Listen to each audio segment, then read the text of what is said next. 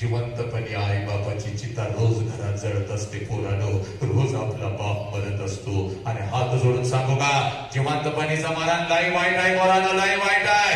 ना जगता येतं ना मरता येतं. स्वामी तिने जगाचा आई विना भिकारी. ती आई जर आमच्या आयुष्यामध्ये नसती तर छत्रपती नसते, बुद्ध नसते, तू नसतीस, मी नसतो, कोणीच नसतं बा. पण या आईच्या मायेच्या प्रेमाच्या वटवृक्षाखाली एक छोटस रोपटं वाढतंय, ज्या रोपट्याचं नाव साला बाप आहे पोरे. आणि हा बाप आज तुझ्या समोर उभा आहे बघ पोरी.